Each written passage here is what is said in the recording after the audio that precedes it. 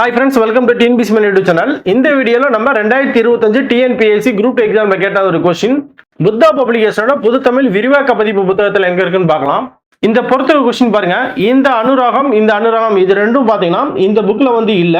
ஆனா இந்த ஏனம் இது ரெண்டையும் வச்சு நம்மளால வந்து ஆன்சர் பண்ண முடியும். இது ரெண்டுமே வந்து இந்த புத்தகத்துல வந்து கொடுத்திருக்காங்க.